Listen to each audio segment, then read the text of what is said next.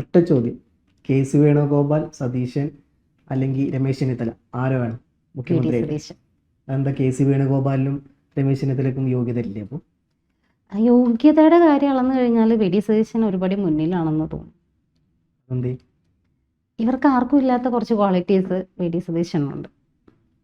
ഏറ്റവും കൂടുതലായിട്ട് ഈ വായിച്ചറിവ് എന്ന് പറയുന്നതും കുറേ വലിയൊരു കാര്യം തന്നെയാണ്. നല്ല വായനയുള്ള മനുഷ്യനാണ് വി ഡി സതീശൻ. അതിൻ്റേതായിട്ടുള്ളൊരു അദ്ദേഹത്തിൻ്റെ പെരുമാറ്റത്തിലും അദ്ദേഹത്തിൻ്റെ ഒരു രീതികളിലും ആ വായനയുടെ ഒരു ഗുണം കൂടി കാണാനുണ്ട്. പിന്നെ അതിനപ്പുറത്തേക്ക് രാഷ്ട്രീയമാണ് ചോദിക്കുന്നതെന്നുണ്ടെങ്കിൽ രാഷ്ട്രീയത്തിലും ഒരുപാട് ബാക്കിയുള്ളവരെക്കാളും ഒരുപടി മുന്നിൽ തന്നെയാണ് വി ഡി എന്ന് ഞാൻ ഉറച്ചു വിശ്വസിക്കുന്നു. അതിന് ബാക്കിയുള്ളവരുമായിട്ട് കമ്പയർ ചെയ്യേണ്ടി വരും. അങ്ങനെ നോക്കിക്കഴിഞ്ഞാൽ ഇപ്പോൾ കെ സി വേണുഗോപാൽ, എന്തുകൊണ്ട് കെ സി വേണ്ട എന്ന് പറയണമെങ്കിൽ ആസാമിലും പശ്ചിമ ബംഗാളിലും ഈവൻ പോണ്ടിച്ചേരിയിൽ വരെ ബി ജെ പിക്ക് സുഖമായിട്ട് ജയിക്കാനുള്ള പാതി ഒരുക്കി കൊടുത്തത് കെ സി ആണെന്ന് പറഞ്ഞാലും തെറ്റില്ല. ഇപ്പോൾ ഇനിയിപ്പോൾ കേരള മുഖ്യമന്ത്രി കസേര മോഹിച്ച് ഇങ്ങോട്ട് വരികയാണെന്നുണ്ടെങ്കിൽ ഉറപ്പായിട്ടും കേരളത്തിലും ബി ജെ പിക്ക് വേണ്ടിയിട്ട് വലിയൊരു വാതിൽ തുറന്നിട്ട് കൊടുക്കാനുള്ള ഒരു കീ ഹോളായിട്ട് മാത്രമേ ഇതിനെ കാണാൻ പറ്റുള്ളൂ. അങ്ങനെയാണെന്നുണ്ടെങ്കിൽ കേരളത്തിൽ ബി ജെ പി 3 അക്കൗണ്ട് തുറന്നു. കേരളത്തിൻ്റെ പ്രതിപക്ഷ നേതാവായിട്ട് ഇരുന്നത് ഈ പറഞ്ഞ പോലെ വി ഡി സതീശൻ. അപ്പോൾ ഈ പറഞ്ഞ പോലെ ബാക്കി സംസ്ഥാനങ്ങളിൽ ബി ജെ പി പിടിച്ചു എന്നുണ്ടെങ്കിൽ ഇവിടെ 3 കോൺസ്റ്റിറ്റ്യുവൻസി അല്ലെങ്കിൽ 3 നിയോജകമണ്ഡലങ്ങൾ ബി ജെ പി പിടിച്ചു എന്നുണ്ടെങ്കിൽ അവിടുത്തെ ഉത്തരവാദിത്തം കെ സി കാണുന്നുണ്ടെങ്കിൽ എന്തുകൊണ്ട് ഇവിടുത്തെ ഉത്തരവാദിത്തം സതീശൻ ഏറ്റെടുത്തുകൂടാ?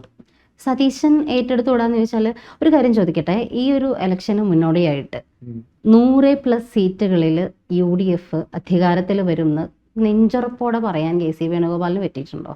ഏതെങ്കിലും ഒരു നേതാവിന് ഏതെങ്കിലും ഒരു കാലത്ത് പറ്റിയിട്ടുണ്ടോ? ഈ സംഘടന ഇങ്ങനെ ചലിപ്പിച്ചിട്ടുണ്ടെങ്കിൽ അത് കെ സി വേണുഗോപാൽ തന്നെയാണ്. കെ സി വേണുഗോപാലിന്റെ ചലനം വേണമെങ്കിൽ ഞാൻ പറഞ്ഞു തരാമേ. കെ സി ചുമതല ഉണ്ടായിരുന്ന 2022 കാലത്ത്, സംഘടനയുടെ ചുമതല ഉണ്ടായിരുന്ന ഒരു കാലത്ത് കെ സിയുടെ ചലനങ്ങളാണ് 5 സംസ്ഥാനങ്ങളാണ് നമ്മുടെ കയ്യിൽ നിന്ന് പോയത്. നമ്മുടെ കയ്യിൽ നിന്ന് വെച്ചാൽ കോൺഗ്രസിന്റെ കയ്യിൽ നിന്ന് പോയത്. ഉത്തർപ്രദേശിൽ വലിയ പ്രതീക്ഷ ഉണ്ടായിരുന്ന സ്ഥലമാണ് ഉത്തർപ്രദേശ്, പാടെ പോയി. അടുത്തത് പഞ്ചാബിൽ, കോൺഗ്രസിന് ആ സമയത്ത് അധികാരത്തിലുണ്ടായിരുന്ന പഞ്ചാബ് പോയതും ഈ പറയുന്ന ചലിപ്പിച്ച കെ സി വേണുഗോപാലിന് സംഘടനയുടെ അധികാരം ഉണ്ടായിരുന്ന സമയത്താണ്. ഗോവ പോയി. ഗോവ ഒരു സർക്കാർ രൂപീകരിക്കാൻ പോലും കഴിയാണ്ട് ഗോവ കയ്യിൽ നിന്ന് പോയി. ഉത്തരാഖണ്ഡ് പോയി, മണിപ്പൂർ പോയി.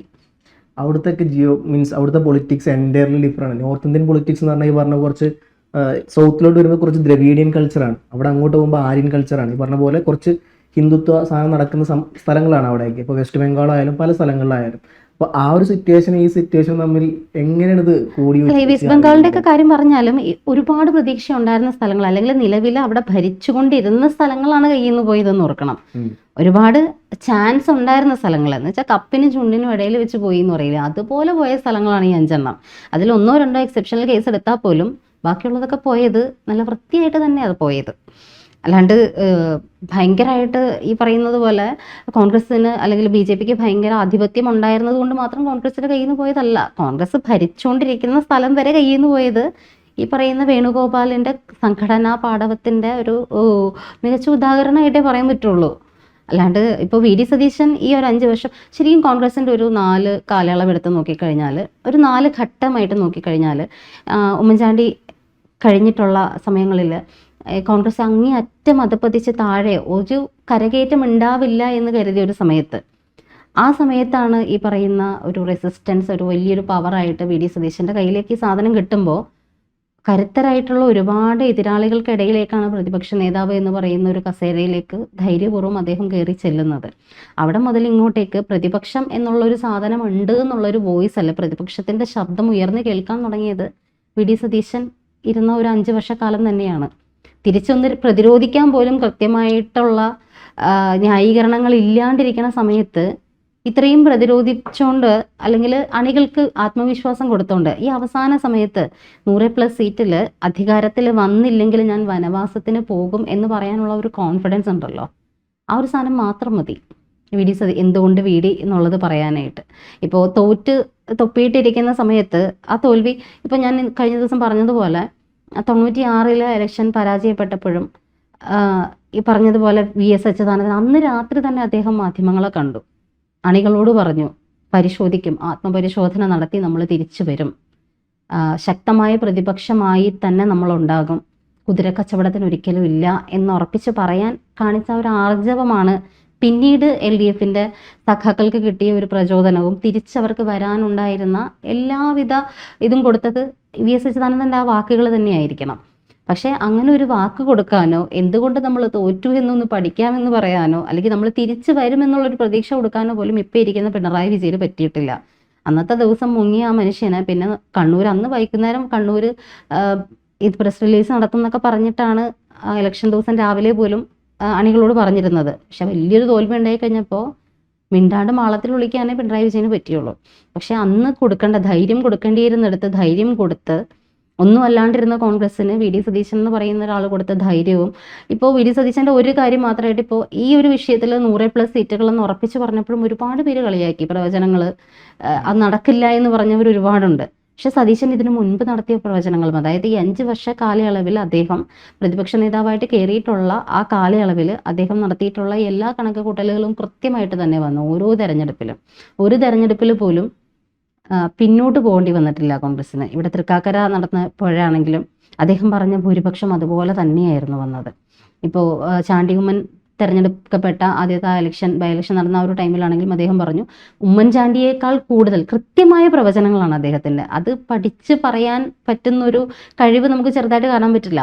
അദ്ദേഹം പറഞ്ഞു ഉമ്മൻചാണ്ടിയേക്കാൾ കൂടുതൽ ഭൂരിപക്ഷത്തിൽ അദ്ദേഹം വരും എന്ന് പറഞ്ഞു.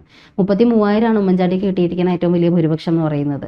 ചാണ്ടിയുമ്മൻ വന്നപ്പോൾ അത് 37ആയി. ആ പ്രവചനം അച്ചട്ടായി.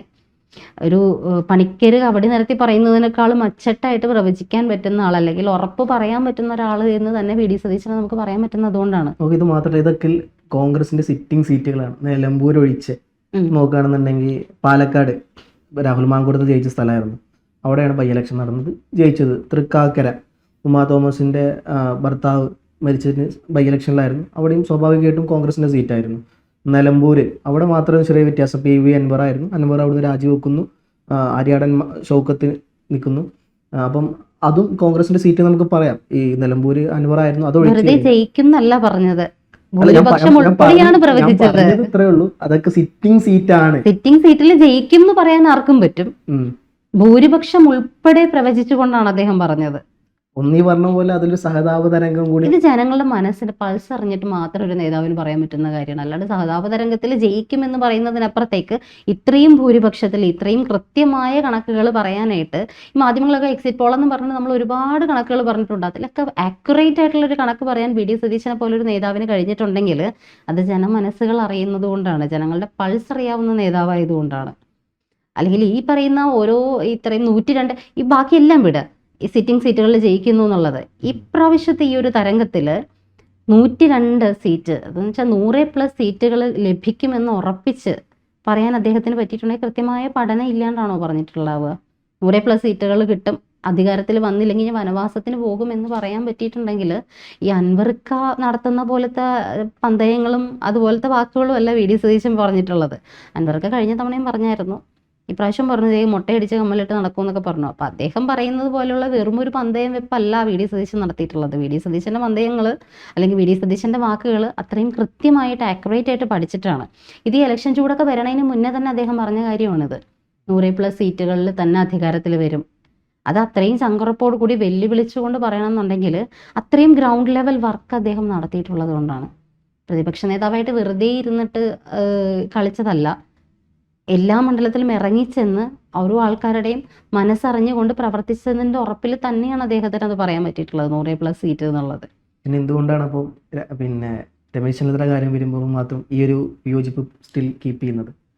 രമേശ് ചെന്നിത്തലയാണെങ്കിലും അദ്ദേഹത്തിനും ആദ്യത്തെ 5 വർഷം കിട്ടിയതല്ലായിരുന്നു പ്രതിപക്ഷ നേതാവായിട്ട്. അദ്ദേഹം മോശമാണെന്ന് ഒരിക്കലും ഞാൻ പറയില്ല. രമേശ് ചെന്നിത്തല അദ്ദേഹം ഓരോ കാര്യങ്ങളും തെളിവ് സഹിതം കൊണ്ടുവന്നതാണെങ്കിലും കരിമണൽ അങ്ങനെ ഒരുപാട് മുഖ്യമന്ത്രിക്കെതിരെയുള്ള മകൾക്കെതിരെയുള്ളതൊക്കെ കൊണ്ടുവന്ന സമയത്ത് സ്പ്രിംഗ്ലർ വിവാദങ്ങളൊക്കെ കൊണ്ടുവന്ന ടൈമിൽ അദ്ദേഹം കൃത്യമായിട്ടും തെളിവുകൾ നിരത്തി തന്നെയാണ് പ്രതിരോധിച്ചിട്ടുള്ളത്. പക്ഷെ VD സതീശൻ്റെ ശബ്ദം കുറച്ചും കൂടി ഡിഫറൻ്റ് ആയിരുന്നു. ഈ ഒരു രമേശ് ചെന്നിത്തലക്ക് കിട്ടിയ സമയത്തും അദ്ദേഹം പ്രതിപക്ഷ നേതാവ് എന്ന രീതിയിൽ തിളങ്ങിയിട്ടുണ്ടെങ്കിലും ആ സമയത്ത് അദ്ദേഹത്തിനും ഒരു ടേം ഉണ്ടായിരുന്നു, കോൺഗ്രസിന് അധികാരത്തിലേക്ക് കൊണ്ടുവരാൻ പറ്റിയില്ലല്ലോ.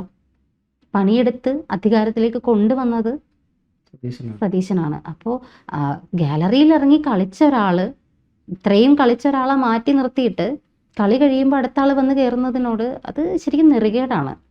അതിനപ്പുറത്തേക്ക് അതിനൊരു വാക്കുണ്ടെന്ന് എനിക്ക് തോന്നുന്നില്ല. ഇപ്പോൾ രമേശ് ചെന്നിത്തല മോശമായിട്ടോ KC വേണുഗോപാൽ മോശമായിട്ടോ ഒന്നുമല്ല. പക്ഷെ ചെന്നിത്തലയ്ക്കും സമയമുണ്ടായിരുന്നു. ആ സമയത്ത് ചെന്നിത്തല അധികാരത്തിലേക്ക് കൊണ്ടുവന്നിരുന്നെങ്കിൽ ഉറപ്പായിട്ടും ചെന്നിത്തല തന്നെ മുഖ്യമന്ത്രിയായിട്ട് വരണം എന്ന് ഇതേപോലെ തന്നെ നമ്മൾ പറഞ്ഞേനെ. പക്ഷേ ഇപ്പോൾ ആ 5 വർഷത്തിൽ അദ്ദേഹത്തിന് കിട്ടിയ ടൈമിൽ അദ്ദേഹത്തിന് അത് സാധിച്ചില്ല. എന്തുകൊണ്ടോ സാധിച്ചില്ല. വി ഡി സതീശൻ്റെ ടൈമിൽ വി ഡി സതീശൻ അത് സാധിച്ചെടുത്തു. അപ്പം അങ്ങനെ സാധിച്ചെടുത്തിട്ടുണ്ടെങ്കിൽ അതിൽ പിണറായിയുടെ പങ്കൊന്നും ചെറുതായിട്ടൊന്നും പറയാൻ പറ്റില്ല കേട്ടോ. പിണറായി വിജയൻ നല്ല പണിയെടുത്തിട്ടുണ്ട്. അദ്ദേഹം ഇമാതിരി വെറുപ്പിക്കലും ജനങ്ങളെ വെറുപ്പിച്ചതുകൊണ്ട് മാത്രമാണ് വി ഡി സതീശൻ്റെ വേ കുറച്ചും കൂടി ക്ലിയർ ആയി കിട്ടിയത്. അപ്പോൾ പിണറായിയുടെ ഒരു ധാർഷ്ട്യം അതിൽ ഭാഗമായിട്ടുണ്ട്. എന്താണെങ്കിലും വി ഡി സതീശൻ പണിയെടുത്ത ഈ ഒരു 5 വർഷ കാലയളവിൽ കിട്ടിയ ഇത്രയും വലിയൊരു വിജയത്തിൽ അദ്ദേഹത്തിനല്ലാണ്ട് വേറെ ആർക്കാണ് ക്രെഡിറ്റ് കൊടുക്കേണ്ടതെന്ന് എനിക്ക് മനസ്സിലാവുന്നില്ല. അവിടെ വേറെ ആരധികാരം പറഞ്ഞു വന്നാലും ജനങ്ങൾ അതിനെ അക്സെപ്റ്റ് ചെയ്യില്ല. ജനങ്ങളെ പറഞ്ഞ് മനസ്സിലാക്കാൻ കോൺഗ്രസ് നേതൃത്വം കുറേ പാടുപെടേണ്ടി വരും. വി ഡി അല്ലാണ്ട് മറ്റൊരാൾ വന്നു കഴിഞ്ഞാൽ. ഇപ്പോൾ കെ സി വരുമ്പോൾ തന്നെ ഒന്ന് ആലോചിച്ച് നോക്കൂ. കെ സി വേണുഗോപാൽ വരണമെങ്കിൽ ഇനിയിപ്പോൾ എന്താ നടക്കാൻ പോണത്? ഇപ്പോൾ സുധാകരനെ മാറ്റി കഴിഞ്ഞപ്പോൾ സുധാകരനെ മത്സരിക്കാൻ ഇടം കൊടുക്കാണ്ടിരുന്നപ്പോൾ പറഞ്ഞൊരു റീസൺ എന്ന് പറയുന്നത് എം പിമാർ മത്സരിക്കണ്ട എന്നുള്ളതാണ്. എം പിമാർ മത്സരിച്ചില്ല, സുധാകരൻ മാറി, വേണുഗോപാലും എം പി ആയിരുന്നു, വേണുഗോപാലും മാറി. എന്നിട്ടിപ്പോൾ വേണുഗോപാൽ മുഖ്യമന്ത്രിയാവാൻ വരുന്നു. അതെ, അത് ഇവിടുത്തെ ന്യായമാണെന്ന് മനസ്സിലാവുന്നില്ല. ഇപ്പം അദ്ദേഹം വരികയാണെന്നുണ്ടെങ്കിൽ ഇനിയും ബൈ ഇലക്ഷൻ നടത്തേണ്ടി വരും. ഇലക്ഷൻ നടത്തി ജനങ്ങളെ എന്തിനാണ് ഇങ്ങനെ ബുദ്ധിമുട്ടിക്കുന്നത്? നമുക്ക് ഇലക്ഷൻ മടുത്തു ശരിക്കും. ഈ അടുത്തടുത്ത് ഓരോ നേതാക്കന്മാരും മരണപ്പെടുമ്പോഴും മരണത്തെ ഇതാക്കി കാണുകയല്ല, പക്ഷെ അവർ പ്രായപരിധിയും എല്ലാം കൊണ്ടും നോക്കണമെന്ന് വിചാരിക്കുന്നത് അതുകൊണ്ടാണ്. വെച്ചാൽ അപ്പോൾ ഈ ഇലക്ഷൻ എന്ന് പറഞ്ഞ ജനങ്ങളെ മൊത്തം ബുദ്ധിമുട്ടിച്ച് പോളിംഗ് ബൂത്തിൽ കുറേ ഉദ്യോഗസ്ഥർക്ക് അതിനുള്ള കാശും കൊടുത്ത് ആളുകളുടെ പണിയും കളഞ്ഞ് എന്തിനാണ് ഇതൊക്കെ? എന്തിനാണ് ഈ അധിക ചെലവുണ്ടാക്കുന്നത്? ഇപ്പോൾ മത്സരിച്ച് കളിച്ച് ജയിച്ചവനൊരുത്തൻ അവിടെ നിൽക്കുന്നുണ്ടല്ലോ, അയാൾക്ക് ഡിസേർവ്ഡ് ആയിട്ടുള്ളൊരു കാര്യം അയാൾക്ക് കൊടുക്കാണ്ട് വേറെ പേരുകൾ ഇവിടെ ചർച്ചയിൽ വരുന്നത് പോലും എന്തിനാണെന്ന് മനസ്സിലാവുന്നില്ല. ഇനി അടുത്തൊരു ബൈ ഇലക്ഷനൊക്കെ കൊണ്ടുവന്ന് ഇലക്ഷൻ അവിടെ ഇവിടെ അത് ബി ജെ പിക്ക് അക്കൗണ്ട് തുറക്കാനായിട്ട് ഇനി അടുത്ത വഴി ഒരുക്കി കൊടുക്കൽ തന്നെയായിരിക്കും. ആസാമിലും പശ്ചിമ ബംഗാളിലും പോണ്ടിച്ചേരിയിലും ബി ജെ പിക്ക് അധികാരം കൊടുത്ത പോലെ തന്നെ കെ സി ആണ് ഇവിടെ വരുന്നതെന്നുണ്ടെങ്കിൽ ആലപ്പുഴയിൽ അല്ലെങ്കിൽ എം പി സ്ഥാനത്തേക്ക് അടുത്ത മത്സരം വരും. അവിടെ ശോഭാ സുരേന്ദ്രൻ തൂക്കും. അപ്പോൾ ബി ജെ പിക്ക് കുറച്ചും കൂടി ഒന്ന് സ്ട്രോങ് ആവാൻ പറ്റും. അപ്പോൾ അടുത്ത 5 വർഷം കൊണ്ട് കോൺഗ്രസിൻ്റെ കാര്യം ഏതാണ്ടൊക്കെ തീരുമാനമാവും. ഇതൊക്കെ തന്നെയാണ് നടക്കാൻ പോണേന്നുള്ളത് അരിയാഹാരം കഴിക്കുന്ന എല്ലാ മനുഷ്യന്മാർക്കും അറിയാവുന്ന കാര്യമാണ്. പിന്നെ എന്തിനാണ് ഇങ്ങനെ കിടന്നിട്ട് അങ്ങോട്ടും ഇങ്ങോട്ടും പിടിവലി കൂടെയെന്നൊന്നും അറിയില്ല. എന്തായാലും എൻ്റെ മനസ്സിൽ മുഖ്യമന്ത്രി വേറെ ആര് വന്നാലും എൻ്റെ മുഖ്യമന്ത്രി വി ഡി സതീശനായിരിക്കും.